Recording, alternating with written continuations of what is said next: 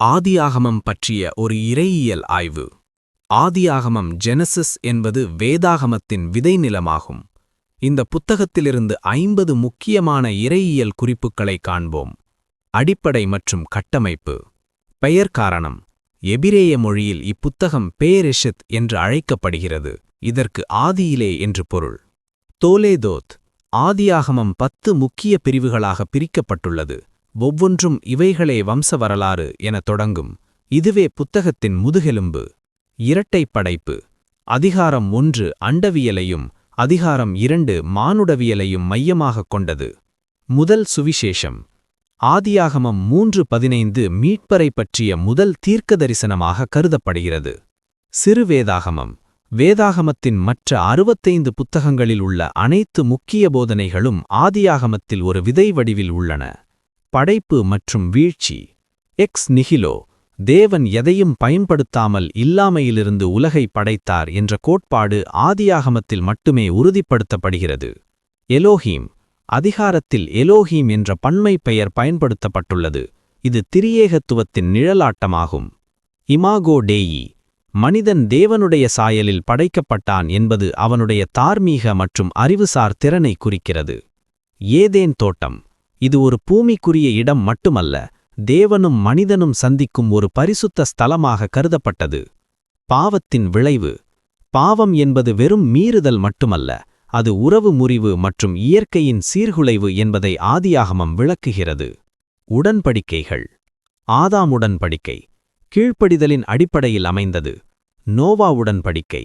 இது ஒரு பொது கிருபை உடன்படிக்கை, இது முழு உலகிற்குமானது. ஆபிரகாம் உடன்படிக்கை. இது நிபந்தனையற்றது, விசுவாசத்தினால் நீதிமானாக்கப்படுதல் இங்குதான் தொடங்குகிறது. உடன்படிக்கை உறுதி. ஆதியாகமம் 15 தேவன் மட்டும் துண்டிக்கப்பட்ட மிருகங்களுக்கு இடையே கடந்து சென்றது உடன்படிக்கையை நிறைவேற்றும் பொறுப்பு தேவனுடையது என்பதை உணர்த்துகிறது.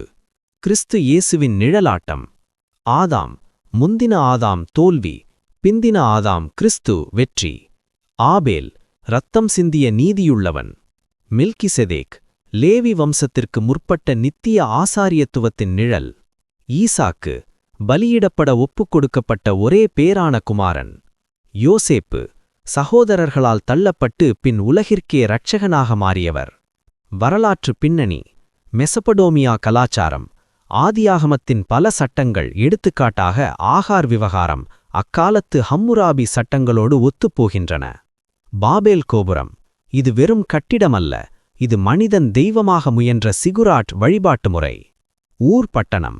ஆபிரகாம் ஒரு காட்டுவாசி அல்ல, அக்காலத்தில் மிகவும் முன்னேற்றிய நாகரீகமான ஊர் நகரிலிருந்து வந்தவர். எகிப்தின் தாக்கம். யோசேப்பின் வரலாற்றில் விவரிக்கப்பட்டுள்ள எகிப்திய பழக்க வழக்கங்கள், எம்பாமிங், சொப்பன விளக்கம், வரலாற்று ரீதியாக துல்லியமானவை. இறையியல் விபரங்கள். தியாஃபனி. தேவன் மனித உருவில் ஆபிரஹாமுக்கும் யாக்கோபுக்கும் தரிசனமானார். இது கிறிஸ்துவின் அவதாரத்திற்கு முந்தைய தோற்றம். கிறிஸ்டாஃபனி. தேர்ந்தெடுத்தல். மூத்தவன் இருக்க இளையவனை தேவன் தெரிந்துகொண்டது தேவனுடைய இறையாண்மையை காட்டுகிறது. பெயரிடுதல்.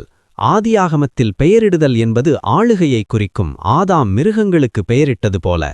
ஓய்வு நாள். இது படைப்பின் ஒரு பகுதி, மனிதனுக்காக நியமிக்கப்பட்ட ஆசீர்வாதம். திருமணம். ஒரு புருஷன் ஒரு மனைவி என்ற இறையியல் கட்டமைப்பு 2வது அதிகாரத்தில் நிறுவப்பட்டது. புவியியல் மற்றும் சயின்ஸ். 4 ஆறுகள். ஈராக் மற்றும் குவைத் பகுதிகளில் பாயும் டைக்ரிஸ் மற்றும் யூஃப்ரட்டீஸ் ஆறுகள் ஏதேனின் இடப்பிலை உறுதி செய்கின்றன. பெருவெள்ளம். இது ஒரு உலகளாவிய அழிவு என்பதை ஆதியாகமம் 7 வலியுறுத்துகிறது. ஜனங்களின் அட்டவணை. 10வது அதிகாரத்தில் உள்ள வம்ச வரலாறு உலக இனவியலின் வரைபடமாகும். ஆளுமைகள், ஆழ்ந்த பார்வைகள். ஏனோக்கு. மரணத்தை காணாமல் எடுக்கப்பட்ட முதல் மனிதன். மெத்துசலா. வேதாகமத்தில் அதிக காலம் வாழ்ந்தவர், 969 ஆண்டுகள். கிருபையின் கால நீட்டிப்பை குறிக்கிறார். சாராள். விசுவாசப் பட்டியலில் இடம்பெற்ற முதல் பெண்மணி. ஆகார். வனாந்தரத்தில் தேவனைக் கண்டெடுத்த புறஜாதிப் பெண். எல்ராய், என்னை காண்கிற தேவன். யாக்கோபு. பெத்தேல், தேவனுடைய வீடு, பெனியேல், தேவனுடைய முகம் என்ற அனுபவங்கள் இவருடைய வாழ்க்கையின் மைல்கற்கள். யூதா. கிறிஸ்துவின் வம்சம் யோசேப்பு வழியாக வராமல் யூதா மனம் திரும்பிய வழியாக வந்தது ஒரு பெரிய இறையியல் மர்மம். இலக்கிய நுணுக்கங்கள். கியாசம். ஆதியாகமத்தின் பல கதைகள் கியாசிக் முறையில் எழுதப்பட்டுள்ளன. இதன் மையம் தேவன் நோவாவை நினைத்தருளிலார். எண்கள் 7, 10, 12 ஆகிய எண்கள் ஆதியாகமத்தில் முழுமைக்காக பயன்படுத்தப்பட்டுள்ளன. முரண்பாடு. ஆதியாகமம் தோட்டத்தில் தொடங்குகிறது, ஆனால் எகிப்தின் ஒரு பெட்டியில் முடிகிறது. இது பாவத்தின் விளைவு. மற்ற விவரங்கள். நெப்பிலிம்கள் வீழ்ந்துபோன தூதர்களுக்கும் மனிதர்களுக்கும் இருந்த ராட்சசர்கள் பற்றிய குறிப்பு. அதிகாரம் 6. யெகோவா ஈரே, கர்த்தர் பார்த்துக் கொள்வார். இது மோரியா மலையில் வெளிப்பட்ட தேவநாமம். விருத்தசேதனம் அல்லது சுன்னத்து. இது வெறும் சடங்கல்ல, அது இருதயத்தின் விருத்தசேதனத்திற்கு அடையாளமாக நியமிக்கப்பட்டது. யாக்கோபின் ஏணி பூமிக்கும் பரலோகத்திற்கும் இடையேயான தொடர்பை குறிக்கிறது. யோவான் 1:51. பெத்தேல் இதுவே பிற்காலத்தில் இஸ்ரவேலின் வழிபாட்டு மையமாக மாறியது. சேத் காயீனுக்கு பதிலாக தேவன் தந்த பரிசுத்த வித்து. நிம்ரோத் வேதாகமத்தில் குறிப்பிடப்படும் முதல் உலகப் பேரரசர். லேயாள் மனிதர்களால் புறக்கணிக்கப்பட்டு தேவனால் ஆசிர்வதிக்கப்பட்டவள். மெசியாவின் வம்சம் இவர் வழியாகவே வந்தது. யாக்கோபின் ஆசிர்வாதம் 49வது அதிகாரம் இஸ்ரவேல் கோத்திரங்களின் எதிர்காலத்தை தீர்மானித்த தீர்க்கதரிசனமாகும். ஆதியாகமம் தரும் நம்பிக்கை.